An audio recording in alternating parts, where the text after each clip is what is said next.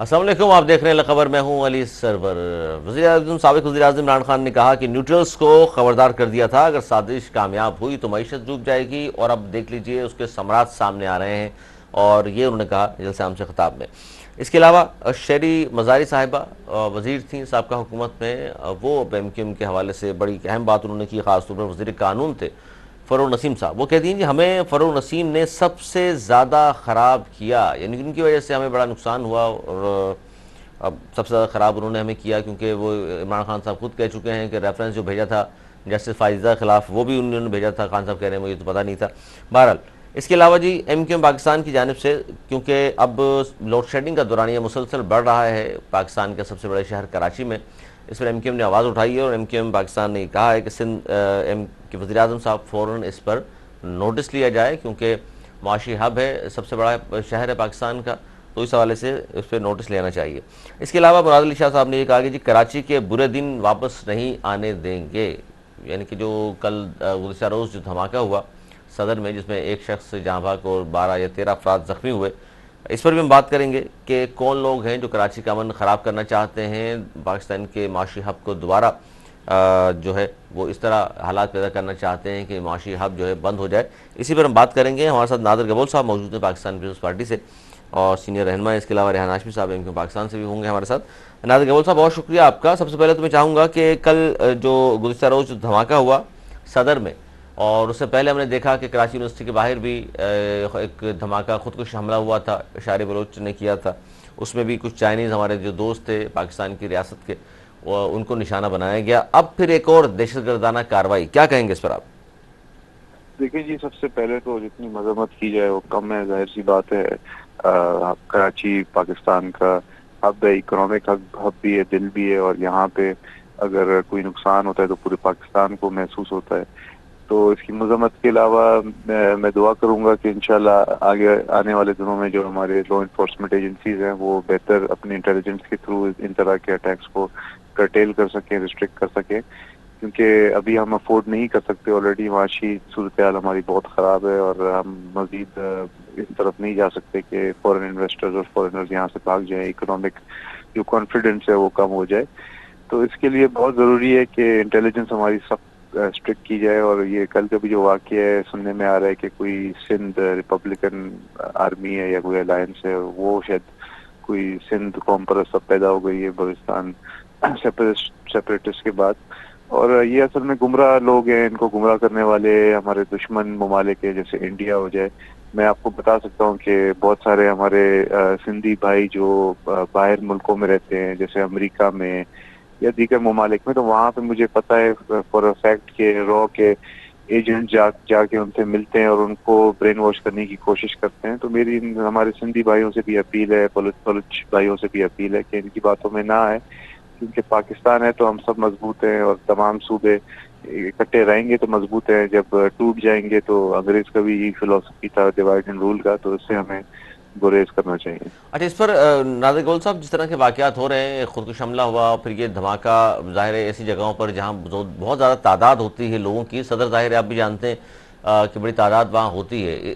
اب ظاہر ہے اس کے حوالے سے کوئی تھریٹ بھی جاری نہیں ہوا تھا، یہ ہوا ہے جو کچھ واقعہ، تو اس کے حوالے سے آپ کیا سمجھتے ہیں کہ کس طرح کے اقدامات گورنمنٹ کو کرنے چاہیے تاکہ مزید واقعات خدا نخواستہ اس طرح کے نہ ہوں، اور یا تو پھر جڑوں تک پہنچے ان دہشت گردوں کے جو پاکستان کے ہمارے خاص طور پر لوگوں کے سرزمین کے دشمن ہیں، اور مسلسل دشمن کے ہاتھوں میں وہ کھیل بھی رہے ہیں؟ دیکھیں، سب سے پہلے تو میں آلریڈی جو کہہ چکا ہوں کہ انٹیلیجنس مضبوط ہونی چاہیے۔ ہماری جو آئی ایس آئی ہے، انٹیلیجنس بیورو ہے، ملٹری انٹیلیجنس ہے، بہت ماشاءاللہ قابل ادارے ہیں، اور بہت زیادہ ان کے پاس ریسورسز ہیں اور قابل افسرز ہیں۔ تو ان کو چاہیے کہ تھوڑا پریمپٹ کریں ان چیزوں کو۔ اور دوسرے ہمارے پھر جو گراؤنڈ پہ جو لا انفورسمنٹ ایجنسیز ہیں، چاہے پولیس ہو چاہے رینجرز ہو، بہت سارے ان میں پروفیشنلز بھی ہیں، مگر انفارچونیٹلی بہت ساری کالی بھیڑیں بھی ہیں جو سی ویو پہ اور تفریح مقامات میں شہریوں کو، موٹر سائیکل والوں کو، غریبوں کو تنگ کرتے ہیں،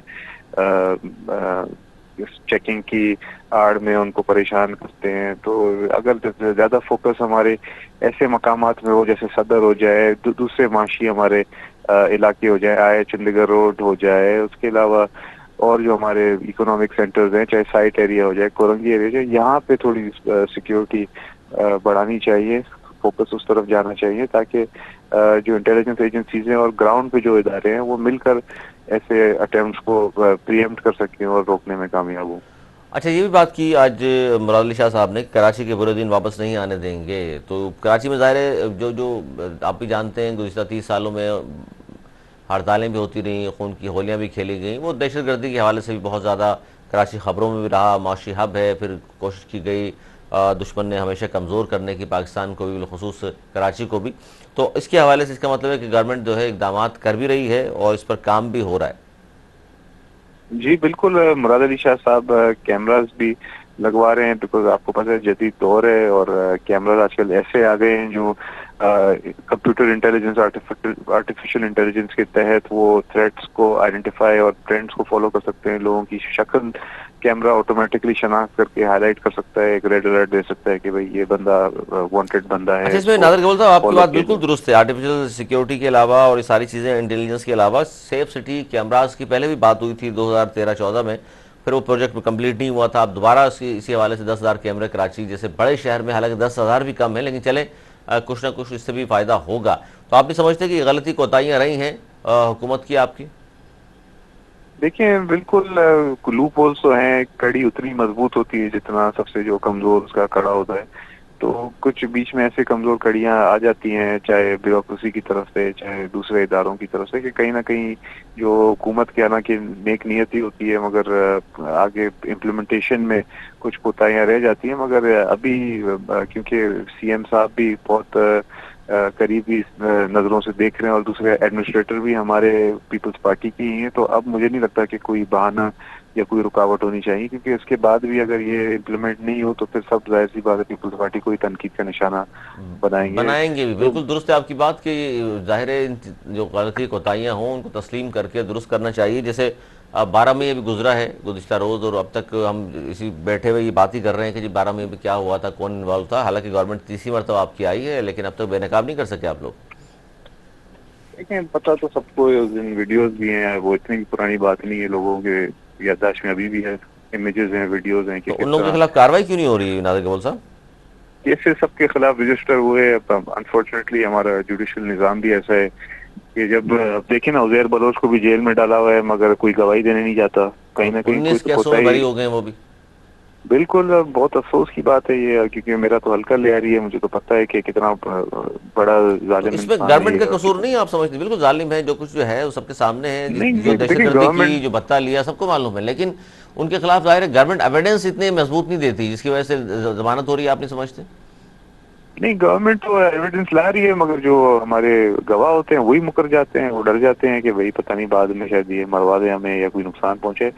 मगर जहाँ तक उज़ैर बलोच की बात है, इतना मैं आपको बता सकता हूँ कि वो छूटने वाला नहीं है, क्योंकि बेशक 19 केसेस में बरी हो गया, मगर ऐसे केसेस हैं उसने जो कुछ ऐसे बहादुर लोगों के घरों में उसने नुकसान पहुंचाया था, तो वो उसके बहादुर लोग, मुझे पता है कि वो पीछे नहीं हटने वाले, तो बिल्कुल वो बिल्कुल दूसरा, गवाही देंगे उसके बिल्कुल खिलाफ। अच्छी बात है अगर आपकी गवर्नमेंट ये चाहती है, लेकिन तो आपकी गवर्नमेंट ये भी चाहती होगी जो उज़ैर बलोच के जो सहूलतकार हैं उन तक भी पहुंचा जाए, जो जिन्होंने उसको दवाम बख्शा, जिन्होंने उसके असला तक दिया, जो छुपाते रहे, जो उसको सरपरस्ती करते रहे। बिल्कुल जी, जुल्फिकार मिर्जा ने तो बड़े फख्र से सीना तान के बोला था कि तो मैंने सर 3 उसके लाख खिलाफ भी इनको कुछ असला किया नहीं दिया। आज तक आपने?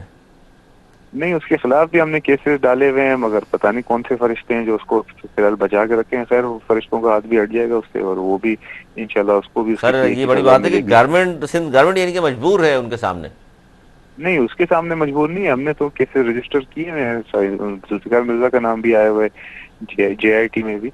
मगर मैं बता रहा हूँ ना आपको, कुछ कुव्वतें हैं जिन्होंने फिलहाल उसको संभाला हुआ था काफी टाइम तक, मगर अभी मुझे नहीं लगता कि वो मजीद कोई संभालेंगे उसको। तो अच्छा, उस जुल्फिकार उन मिर्जा को कुव्वतों भी। पे जाहिर है, उन कुव्वतों के हवाले से जो आप बात कर रहे हैं बड़ा मुश्किल होगा। और दूसरा, अच्छा चलें उन कुव्वतों में बात भी कर लेंगे, लेकिन MQM ने जाहिर लोड शेडिंग पे आवाज़ उठाई है, वज़ीर आज़म से नोटिस लेने का उन्होंने मुतालबा भी किया। आप भी ज़ाहिर कराची में मौजूद हैं तो आप देख रहे होंगे कि किस हद तक लोड शेडिंग बढ़ गई है। साबका हुकूमत का ये कहना है कि देखिए जी हमारे जाते ही आप देख लें क्या हाल हो गया। देखें ऐसी बात नहीं है, इमरान खान का दौर में सबको पता है, कोई 40 साल पुरानी बात नहीं है, अभी 4 हफ्ते पुरानी बात है। सबको पता है कि कितनी महंगाई बढ़ी है उसके दौर में, लोड शेडिंग भी उसके दौर में उरूज पे थी, गैस नहीं था। मैं अपने घर में मैंने नहीं देखा था चूल्हा, 6 महीने नहीं जला था चूल्हा लगातार, हमने बाहर से खाना मंगाना पड़ा और बाहर से गैस LPG मंगाना पड़ा सिलेंडर।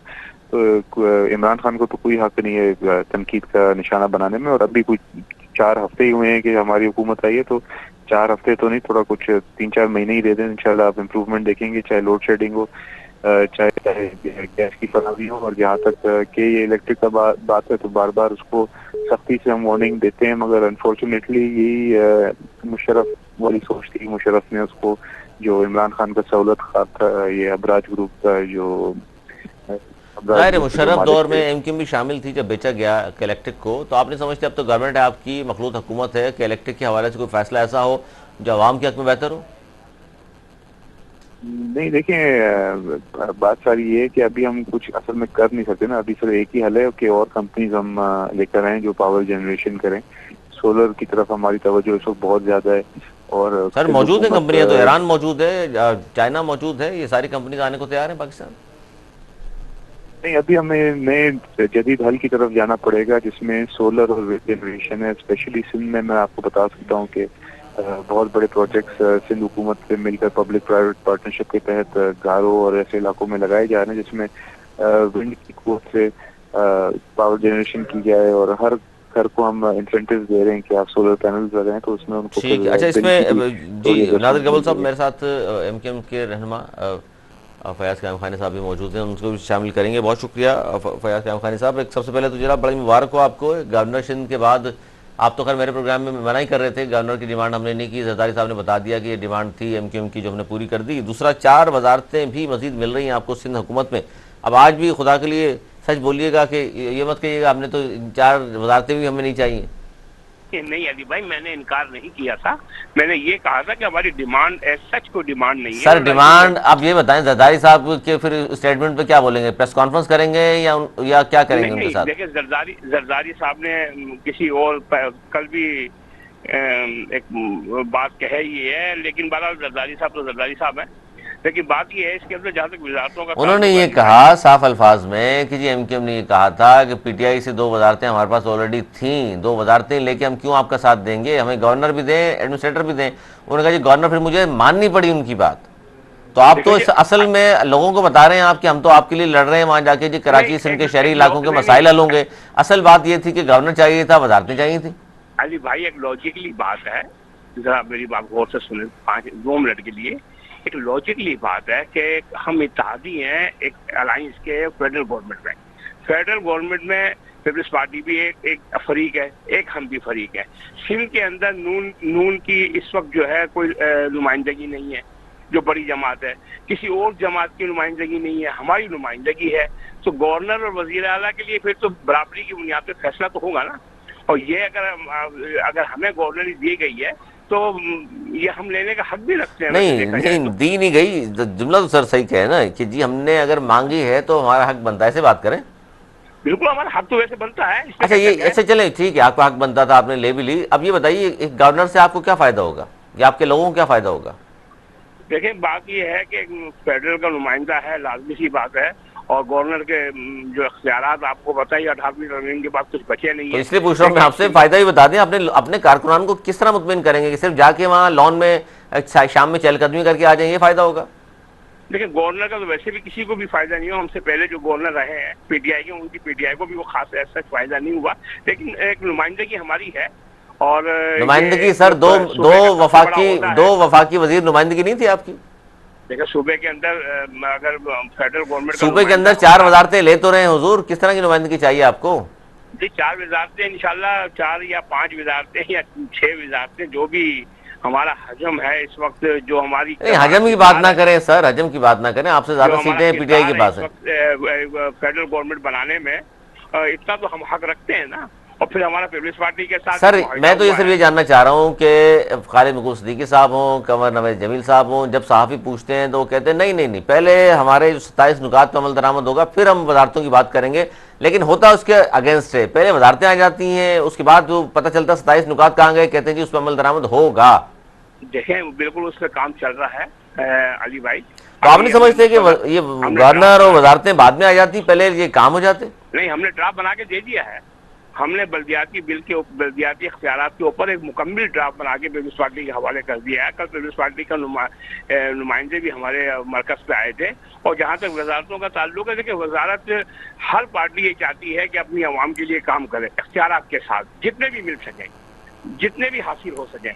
और अगर 4 या 5 वजारत या 6 वजारतें अगर हमें मिलेंगी तो हम अपनी आवाम के लिए अच्छा काम कर सकेंगे। इसमें क्या शक की बात है? अपनी आवाम के लिए नहीं सर, वजारतें ये चाहता है कायम खानी साहब, वजारतें एमक्यूएम की नहीं होंगी, वो सूबे का वजीर होगा, वो सबके लिए काम करेगा। अपनी आवाम आपके एमक्यूएम कारकुनान के लिए तो काम नहीं करेंगे। नहीं, कारकुनान की बात ही नहीं कर रहे, हम भी आवाम की बात कर रहे हैं। अगर एक किसी भी कोई प्रोजेक्ट बनेगा तो उसमें कोई खाली एमक्यूएम के वोटर ही जो है उसमें फैजियाब नहीं होंगे, पूरी आवाम होगी उसके अंदर। और हम चाहते हैं इसमें कोई शक भी नहीं है कि देखिए हर सियासी जमात चाहती है। आप काफ की मिसाल ले लें, काफ तो 5 वोटों के ऊपर 4 वोटों के ऊपर जो है वो वजारत आला ले ली थी। और ये जमहूरियत के अंदर हर जगह पे ये चीज होती है। एमक्यूएम कोई अनोखा काम तो कर सर, काफ लीग तो फिर काफ लीग की मिसाल दे रहे हैं, तो फिर काफ लीग तो एस्टेब्लिशमेंट की है, तो फिर आप भी वहीं के हैं फिर। अब ये तो सवाल आप ऐसा कर रहे हैं, एस्टेब्लिशमेंट के पूरा पाकिस्तान एस्टेब्लिशमेंट का ही है। अरे वाह भाई वाह, ये अच्छी बात की आप नादिर कमल साहब, क्या कहेंगे आप? सर, सियासी जमातों का अपने स्टेक होता है, ऐसी बात नहीं है, लेकिन असल मसला यही है कि इमरान खान साहब ने, नादिर कमल साहब मैं जो चाह रहा हूँ कि ये एक तो कराची के हवाले से तो खैर बात कर रहे थे, लेकिन साथ साथ इमरान खान साहब का बड़ा स्टेटमेंट है कि न्यूट्रल्स को खबरदार कर दिया था, अगर साजिश मेरे खिलाफ कामयाब हुई तो मईशत डूब जाएगी, और आप देख लें मईशत डूब गई है। देखिए, इमरान खान साहब ने जो मईशत का हाल किया है उसके बाद तो उनके पास कोई जवाब ही नहीं है पब्लिक में मुंह दिखाने के लिए भी। अब ये तो बड़े अफसोस की बात है कि कुछ ऐसे लोग हैं हमारे पाकिस्तान में जो अकल से नहीं, शायद जज्बात से ज्यादा सोचते हैं, तो वो अभी भी इनको सपोर्ट कर रहे हैं। मगर आने वाला वक्त इंशाल्लाह बताएगा जब इमरान खान की करप्शन और उसकी तमाम टीम का, चाहे फराग होगी हो, चाहे खुसरो बख्तियार हो, चाहे और उसके वज़रा हो, जब उनकी करप्शन के तमाम पर्दे फाश। अच्छा, अब बड़ा मुश्किल मरहला शुरू हो गया है नादिर कमल साहब, आप भी और कायम खान साहब आप भी, कि एक तरफ अब इमरान खान साहब भी, उनके जो साबिक वजीर हैं और अब ज़ाहिर है उनके रहनुमा हैं, वो ये कह रहे हैं कि जी एक तो 20-25 लाख लोग इस्लामाबाद लेके पहुंचेंगे, लेकिन अगर इमरान खान साहब गिरफ्तार हुए तो फिर मुल्क जो है ये तहरीर स्क्वायर बन जाएगा। फिर तो ये लगता यही है कि फिर तो गवर्नमेंट चलाना बड़ा मुश्किल हो जाएगा, जो खाना जंगी किस तरह की सूरत हाल हो जाएगी। लेकिन पहली बात तो ये कि इमरान खान कभी मर के भी 20 लाख लोग नहीं ला सकता, और आज तक नहीं लेकर आया है। ये सॉफ्टवेयर यूज करते थे जिसके तहत ये फोटोशॉप और बल्कि वीडियो की भी एडिटिंग करके दिखाते थे कि आवाम बहुत ज्यादा है, मगर उसमें भी हमें ज्यादा खींच के मतलब 1 लाख बंदा नजर आता था। तो 1 लाख और 20 लाख में बहुत ज्यादा फर्क होता है। 20 लाख आदमी नहीं निकलेगा इमरान खान की, क्योंकि इमरान खान का जो वोटर है वो तो एक वीडियो मशहूर हुई थी, आपको पता होगा कि वो गर्मी से और बारिश से बहुत घबराते हैं। और दूसरी बात ये है कि अभी इस वक्त पाकिस्तान के तमाम इदारे मुत्तफिक है कि हमें पाकिस्तान को श्रीलंका की सूरत हाल की तरफ जाने से रोकना है। श्रीलंका में जो मनाज़िर आप देख रहे हैं कि किस तरह आवाम सड़कों पे आ गई और नुकसान पहुंचा रही है पूरे मुल्क को, तो पाकिस्तान में अल्हम्दुलिल्लाह ऐसे ताकतवर इदारे हैं जो सर वहाँ भी आवाम ने ज़ाहिर है आवाम के लिए काम नहीं किया लोगों ने, और फिर वहाँ भी 2-3 खानदानों की हुकूमत ही चली आ रही थी, उसके खिलाफ लोग हो गए। अल्लाह खैर करे यहाँ भी कुछ मसला ऐसा ना हो। इंशाल्लाह नहीं होगा, मगर जिस तरह के बयानात शेख रशीद और फवाद चौधरी और इमरान खान खुद दे रहे हैं तो वो कोशिश तो कर रहे हैं। अब मुझे लग रहा है कि हुकूमत के इंशाल्लाह तमाम जो पार्टीज हैं उनको बैठकर जल्दी फैसला करना चाहिए कि फौरी इमरान खान के खिलाफ। हुकूमत कहाँ बैठेगी सर, वो तो बाजमात हुकूमत तो गई हुई है मशवरा करने लंदन। नहीं, वो एक दिन के लिए गई थी, कोई बड़ी बात नहीं। एक दिन के लिए गए थे, आज 3 दिन हो गए और कहा जा रहा है मजीद वहाँ रुकेंगे। नहीं, ऐसी बात नहीं है, वो जल्दी आ जाएंगे इंशाल्लाह। और पीछे तमाम ये अच्छा अमल है वैसे नादिर कबूल साहब के वज़ीर-ए-आज़म मशवरा करने किसी और से जा रहे हैं, टेलीफोन पे कर लें मशवरा।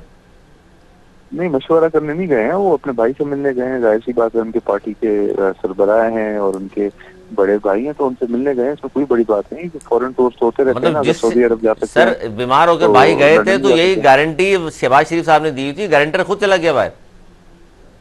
नहीं, गारंटर तो खैर वज़ीर-ए-आज़म है, वो वापस आएगा, वो कहाँ जाएगा, गारंटर तो इंशाल्लाह आ जाएगा। वैसे देखा है आपने इसके एक शख्स बाहर चला गया, गारंटी में एक शख्स पाकिस्तान रुका हो, गारंटर भी बाहर चला जाए। नहीं, गारंटर ने तो यही बोला था ना कि तबीयत सही होगी आ जाएंगे, तो इंशाल्लाह तबीयत सही होगी तो आ जाएंगे, इसमें क्या। चलेंगे, आजकल तो चूंकि शेर चक्कर हो गए हैं दोनों पार्टियां, तो एक दूसरे की बात करें। बहुत शुक्रिया नादिर गौल साहब आपका, कायम खानी साहब आपका। एक छोटा ब्रेक ले लें, ब्रेक के बाद फिर हाजिर होते हैं और बात करेंगे। इस वक्त खासतौर पर जो सबसे खतरनाक बात है वो मईशत की है।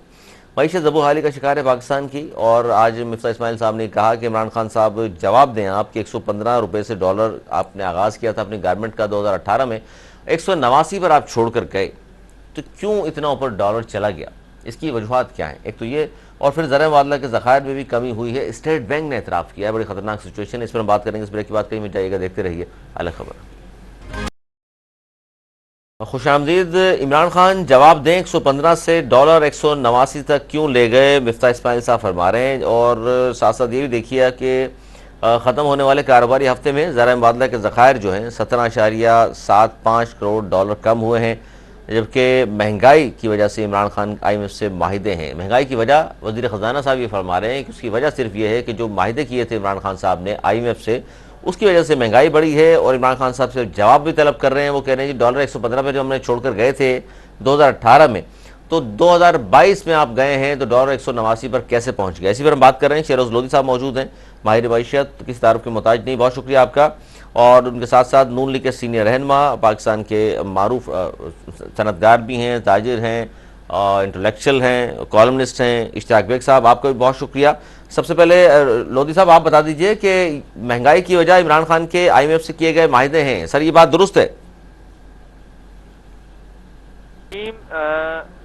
बात इससे यहाँ से शुरू करते हैं कि आज बहुत एक अच्छी खबर थी, और वो ये थी कि आज जो स्टेट बैंक ने जो अपनी फिगर्स रिलीज करी रेमिटेंस के हवाले से, जी जी, तो रेमिटेंस जो थी वो माशाल्लाह आज कोई 3 अरब डॉलर पहली बार रिकॉर्ड सतह इसने आज क्रॉस किया है, और तकरीबन ये कोई 26.1 अरब डॉलर तक पहुंच गई है।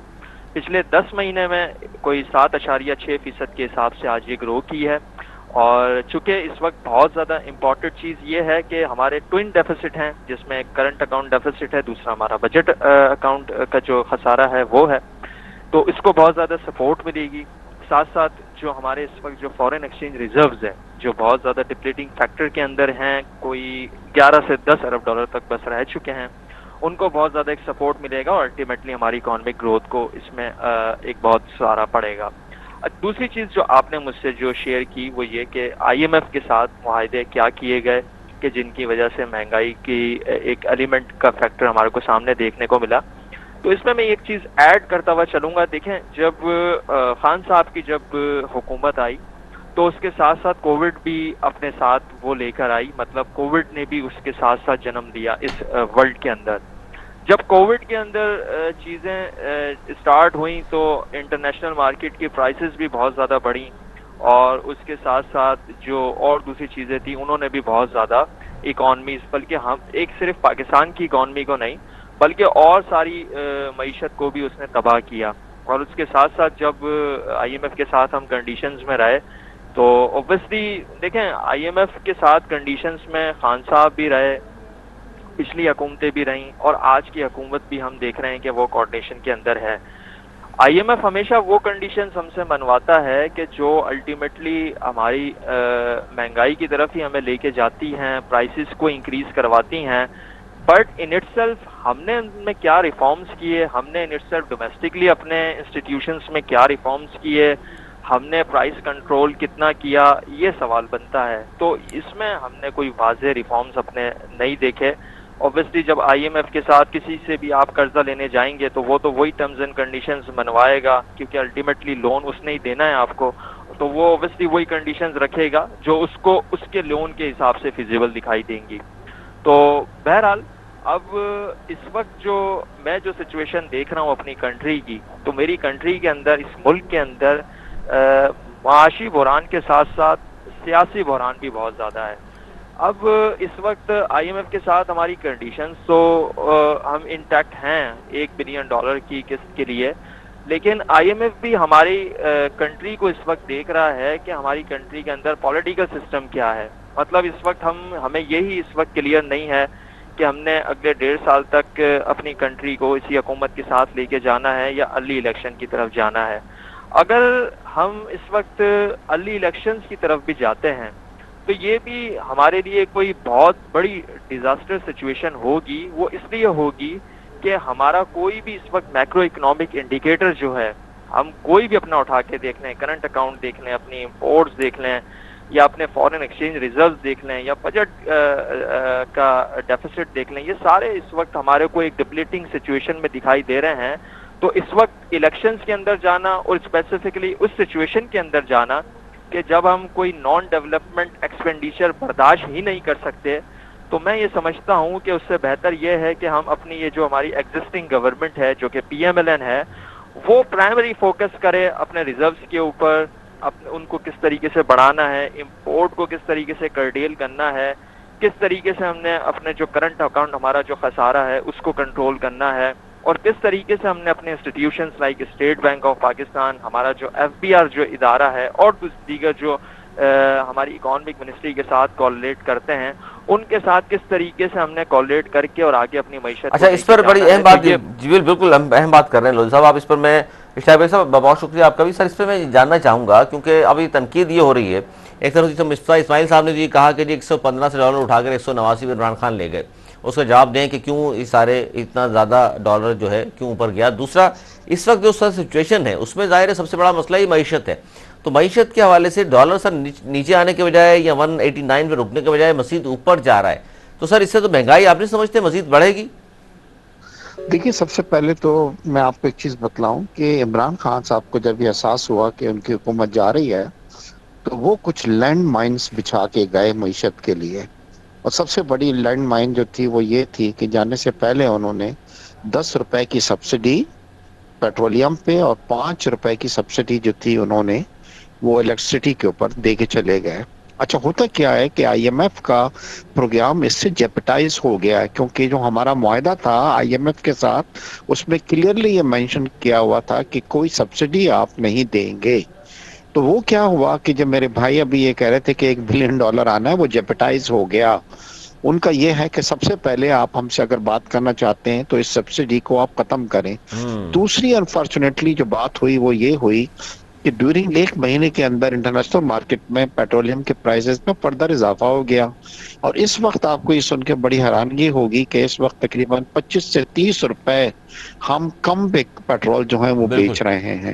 اور اس کا زیادہ تر فائدہ کس کو ہو رہا ہے؟ اس کا زیادہ تر فائدہ جو ہے وہ بڑی گاڑی والوں کو ہو رہا ہے اور بہت کم فائدہ موٹر سائیکل والوں کو ہو رہا ہے. یعنی کہ ہم سبسڈی کس کو دے رہے ہیں؟ یہ جتنے بھی رچ کلاس جو افورڈ کر سکتے ہیں. بالکل. پراڈو ہیں. اچھا، اب آ جائیے فردر. ایک اور لینڈ مائن جو تھے وہ آئی ایم ایف کے جو گورنر صاحب تھے اسٹیٹ بینک کے، وہ جناب کر کے چلے گئے.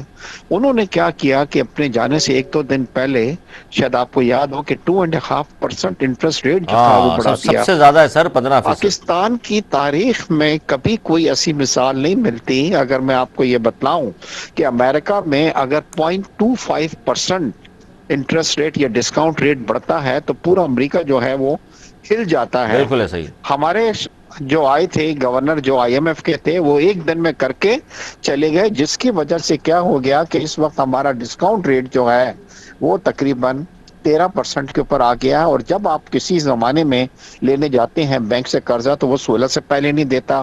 اور سب سے بڑی جو پرابلم ہوئی ہے وہ یہ ہوئی ہے کہ اس بار جو ٹی بل آکشن ہوئے ہیں، یعنی کہ حکومت نے جو نجی بینکوں سے مطلب قرضہ لیا ہے وہ 14.75 پہ لیا ہے.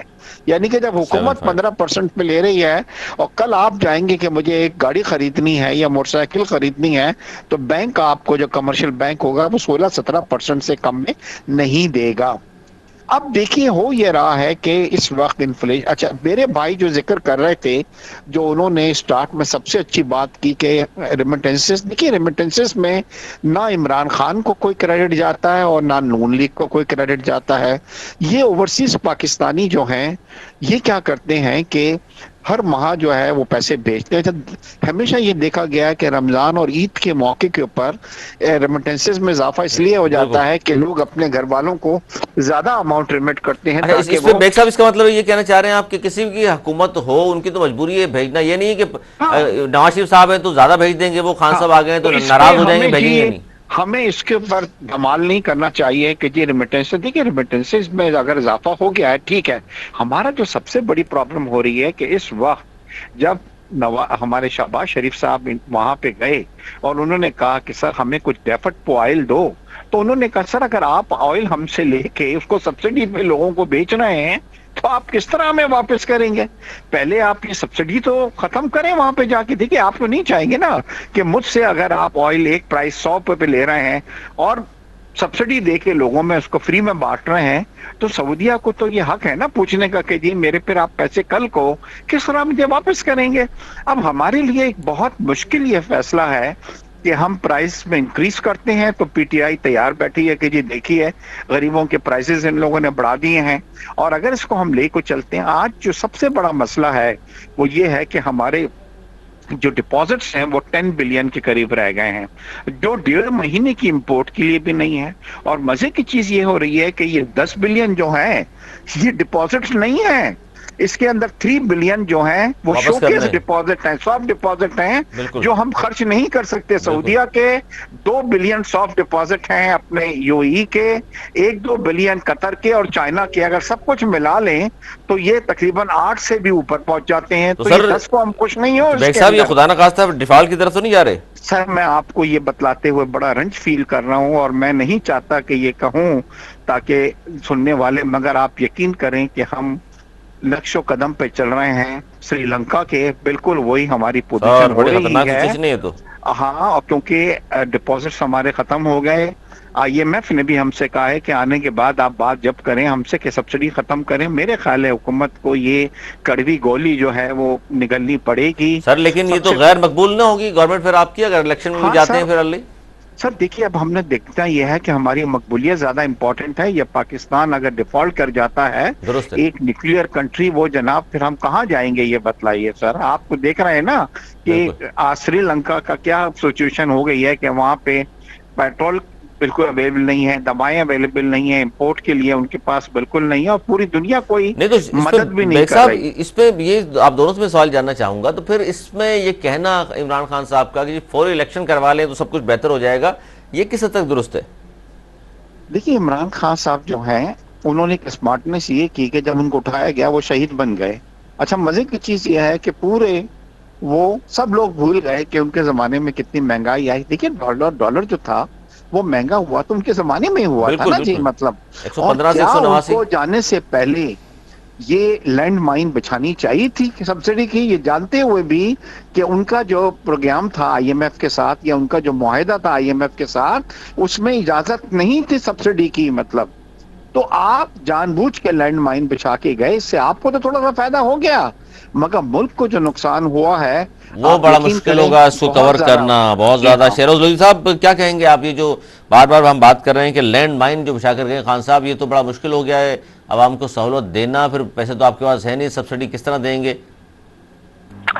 सर देखें इसमें जो बहुत सारी अभी बातें हुई हैं, मैं आपसे दोबारा यही कहूंगा कि जो आप लोग ने इलेक्शन अर्ली इलेक्शंस की बात की, मैंने अभी इस पे आर्टिकल भी लिखा है, उसमें मैंने ये जिक्र किया है कि देखें इस वक्त कोई भी नॉन डेवलपमेंट एक्सपेंडिचर करने के लिए हम तैयार हो ही नहीं सकते, ना हमारी इतनी कैपेबिलिटी है, ना हमारे पास कोई ऐसा पैसा है।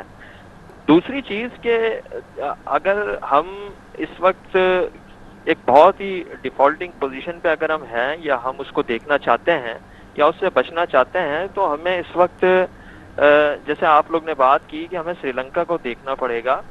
अब वहाँ सिचुएशन ये है कि कोई 2.5 अरब डॉलर के उनके जस्ट एक रिजर्व्स हैं, वो इतने कम रिजर्व्स हैं, इतने डिप्लीटिंग फैक्टर एक फिगर है ये कि ना वो कंट्री कोई फूड आइटम खरीद सकती है, ना वो कंट्री कोई ऐसे कोई पेट्रोलियम प्रोडक्ट इंपोर्ट कर सकती है। घरों में उन्होंने अपने लोगों को महसूर किया हुआ है और वहाँ एक अलग ही टेंस सिचुएशन है। अब अगर हम उसको ही बेस मॉडल बना लें अपने लिए, तो सिचुएशन अब ये है कि जो प्रीवियस गवर्नमेंट थी उसको गए हुए अब एक खासा वक्त हो गया है और एक नई हुकूमत को आए हुए खासा अब टाइम हो गया है। इतना तो टाइम ज़रूर हो गया है कि अब कोई पॉलिसी सामने आए ताकि जो मार्केट के अंदर अनसर्टेनिटी दिखाई देती है वो कम से कम ख़त्म हो, और जो डिफरेंट जो आपके इदारे हैं, जो अब आपका चाइना है, आपकी यूएई है, आपका सऊदीया है, ये सारी कंट्रीज आप उठा के देख लें, ये सब की सब نظر لگا کے بیٹھی ہوئی ہیں آئی ایم ایف کے اوپر کہ آئی ایم ایف کا کیا اسٹانس ہے پاکستان کو لے کے, آئی ایم ایف نے کیا کس طریقے سے پاکستان کو ڈیل کرنا ہے, تو پھر ہم اکارڈنگلی اس سچویشن سے چلیں گے. تو پاکستان نے اپنے آپ کو کس طریقے سے آگے لے کے چلنا ہے, اکانومک ٹیم نے کس طریقے سے اپنے آپ کو لے کے چلنا ہے, تو اس کا روڈ میپ دینا اب پڑے گا, رادر دین اس کے کہ نہیں. اس پر لودھی صاحب تو اس پہ کیا کہیں گے جو ہم بات کر رہے ہیں کہ لینڈ مائن جو بچا کر گئی ہے, بیگ صاحب یہ فرما رہے ہیں کہ اب سبسڈی اگر آپ ختم کرتے ہیں تو پھر لوگ آپ کے خلاف ہوں گے کہ جی مہنگائی کر دی آپ نے, عمران خان صاحب کے دور میں چلے 150 پہ پیٹرول مل رہا تھا اور اب 200 پہ کر دیا آپ نے. دیکھیں کوئی بھی امپورٹڈ کنٹری ہوتی ہے اور اس کا وہ پروڈکٹ ہو کہ جو اس نے امپورٹ کرانا ہو, تو دیکھیں وہ اس کے ہاتھ میں نہیں ہوتا. وہ ایک انٹرنیشنل کموڈیٹی پرائز ہے. وہ اگر آج مثال کے طور پہ 100 فی بیرل ڈالر اگر ہے, اگر وہ کل 120 پہ ٹریڈ ہو رہی ہے, 30 پہ ہو رہی ہے, تو اس میں پاکستان نے اس کو کرنا ہی کرنا ہے نا, کیونکہ یہ ہمارا ایک اسینشل آئٹم ہے. اس میں مسئلہ کیا ہے, میں آپ کو ایک مثال دیتا ہوں کہ مثال کے طور پہ اگر E10 کوئی بیس پرائس ہے میری 100 روپے, اور اس میں اگر میں اپنا پرائس ڈفرینشیل کلیم جو میں چل رہا ہوں لے کے 30 روپے 20 روپے لے کے چل رہا ہوں, جو میں سبسڈی میری جو کہلاتی ہے, اس کے بعد جو میں ڈفرینشیل ہے میرا 70 روپے, اس میں اگر اپنا او ایم سی مارجن کر لوں, ڈیلر کمیشن کر لوں, اور مان لیا میرا جو میں سیلز ٹیکس اس وقت بالکل اس پہ میں نے زیرو کیا ہوا ہے, لیکن اس کے باوجود اگر اس کو میں سبسیڈائز پرائس پہ بیچوں تو وہ میرے لیے نقصان ہے. وہ دیکھیں وہ شوکت ترین صاحب مانے کے نقصان ہے, یا وہ اگر آج بفتہ صاحب مانے نقصان ہے, تو وہ نقصان تو ہے. اب بات یہ ہے کہ کرنٹ اکانومک ٹیم کا اس پہ کیا اسٹانس ہے. دیکھیں لینڈ مائنز جس نے بچھانی تھی بچھا دی, تباہ کر دیا. اب بات یہ ہے کہ آپ نے اسٹیپ لینے ہیں, اس ٹیم نے اسٹیپ لینے ہیں جو اس وقت کرنٹ اقتدار کے اندر ہے, جس کے ہاتھ میں بالکل درست ہے, بالکل درست ہے. اب سچویشن یہ ہے کہ جو اگر آپ شوکت صاحب کی بھی ٹویٹ اٹھا کے دیکھیں تو وہ سبسڈیز کو جو بائفرکیٹ کر رہے ہیں کہ کس طریقے سے انہوں نے وہ 446 کی اپنی جو سبسڈیز جو فنڈ کی ہے, اس میں دیکھیں ڈفرینٹ فیکٹرز تھے. اس میں انہوں نے اس کو فنڈ کیا پی ایس ڈی پی سے, اس کو انہوں نے ایلوکیٹ پروونس کی سم ایلوکیشن سے کیا, کچھ ڈیویڈنڈ سے کیا, پھر ایف بی آر کی گرانٹ سے. یہ کچھ کمپوننٹس ہیں جس نے انہوں نے اس سبسڈی کو فنڈ کیا. تو مثال کے طور پہ اگر آپ نے اس کو پی ایس ڈی پی سے اگر فنڈ کیا تو دیکھیں آپ نے پی ایس ڈی پی کے ریشو کو تو کم کیا نا. اس سیکٹر کو اگر آپ نے پیسے سے کم کیا, اس کی ایلوکیشن کو اگر آپ نے کم کر دیا, تو ان شارٹ اس کی گروتھ آپ نے روک دی. وہ پیسہ وہاں خرچ نہیں ہو سکتا, وہ جا رہا ہے انڈائریکٹلی آپ کی اس سبسڈی میں جو آپ ایک عوام کو دے رہے ہیں. اب میں آپ کو بتاتا ہوں کہ اس میں میجر بنیادی مسئلہ کیا ہے, جو آپ لوگ پہلے آلریڈی اس کو کر چکے ہیں. میں آپ کو چھوٹا سا اس میں ایڈ کر دیتا ہوں. سبسڈی ہمیشہ اگر آپ کوئی دے رہے ہیں اور اس سچویشن میں دے رہے ہیں, آپ نے اگر کسی کو ریلیف دینا ہے, تو دیکھیں آپ کا الٹیمیٹ ٹارگیٹ یہ ہونا چاہیے کہ وہ پیسہ ایک امیر کی جیب سے نکل کے غریب کی جیب میں جائے. بالکل. یہاں الٹیمیٹلی یہ ہو رہا ہے کہ آپ غریب کو اگر مثال کے طور پہ اگر آپ مثال کے طور پہ سبسڈی اگر آپ کسی موٹر بائک والے کو دے رہے ہیں, موٹر بائک والا کتنا یوٹیلائز کر لے گا, اس کی کتنی کنزمپشن مہینے کی ہو جائے گی یا کتنی کنزمپشن اس کی ڈیلی ہو جائے گی, ایز کمپیئر اس کے کہ جو لینڈ کروزر. بالکل یہی بات کر رہے تھے, بیگ صاحب نے بھی یہی کہا کہ یہ تو پھر دیکھنا پڑے گا آپ کو. اس کو دیکھیں ایک سلیکٹو ٹارگیٹڈ ایک سبسڈی ہونی چاہیے. پہلی بات تو یہ ہے کہ اگر سری لنکا کو دیکھ کے کچھ سیکھنا ہے, سب سے پہلے یہ سبسڈی آپ ختم کریں. سبسڈی ختم کرنا پڑے گی. بیگ صاحب کیا کہیں گے سر, جاتے جاتے لاسٹ کمنٹ میں چاہوں گا آپ کے کہ گورنمنٹ کو یہ سر کڑوی گولیاں تو نگلنا پڑیں گی. پڑیں گے جی, یہ ان پاپولر ڈیسیجن ہے مگر حکومت کو کرنا پڑے گا, اور اس پہ بات چیت ہو رہی ہے. متفا صاحب سے بھی میری بات ہوئی ہے, وہ تمام اس فیور کے اندر ہے کہ اگر ہم نہیں چاہتے کہ ہمارا حشر جو ہے وہ سری لنکا کی طرح ہو, تو سب سے پہلے ہمیں پرائس بڑھانے پڑیں گے.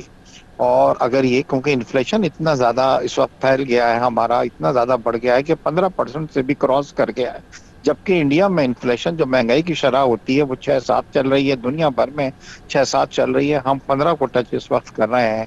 تو حالات دیکھیے بالکل عمران صاحب نے جو کیا, اور دیکھیے دوسرے سب سے بات جو کر رہے ہیں وہ اس لیے کر رہے ہیں کہ اس وقت اتنی انسرٹنٹی انہوں نے پھیلائی ہوئی ہے. اسلام آباد آ جاؤں گا, جلد سے کروں گا, میں دیکھ لوں گا, میں فلانا کر لوں گا.